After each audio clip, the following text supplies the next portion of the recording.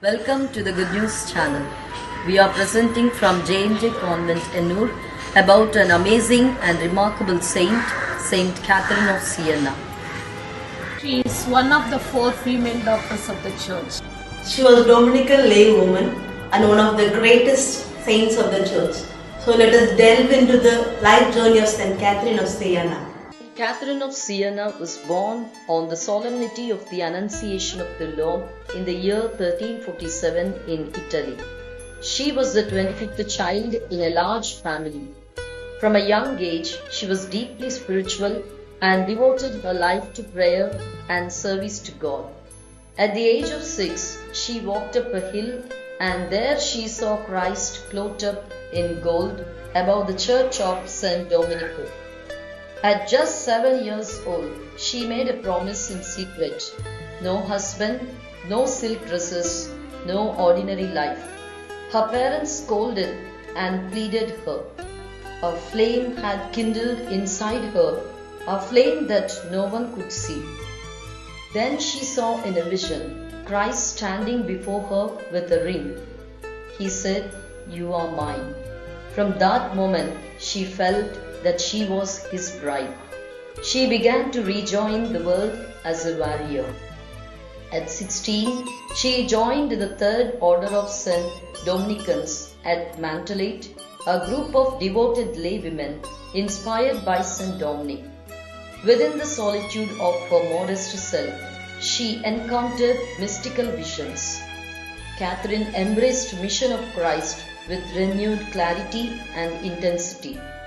She nursed the dying, she washed wounds oozing pus, she kissed infected skin, she held the hands of the murderer in the prison and said, "You are still loved." She was known for her wisdom, courage, and spiritual guidance even to popes and rulers.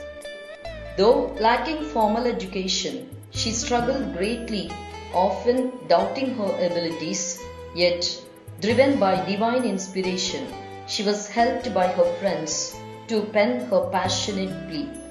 She even challenged with her writings Pope Gregory. Catherine's letter hit him like a thunderclap. "Come back to Rome, be the man God asks you to be."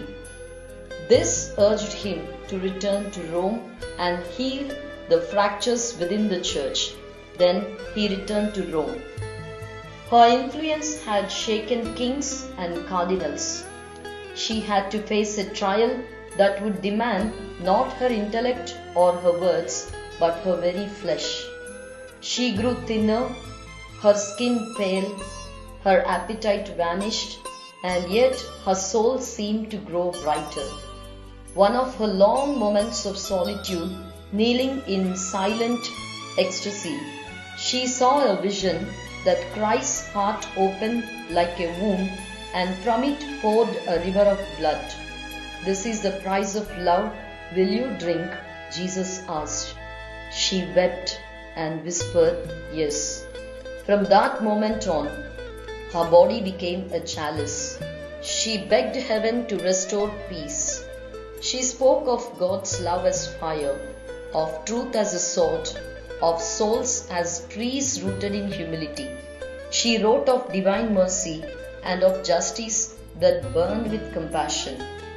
On April 29th, 1380, she was 33 years old. Her breath came shallow, and her last words echoed, "Father, into your hands I commend my soul and my church." Her followers smuggled her head back to Siena.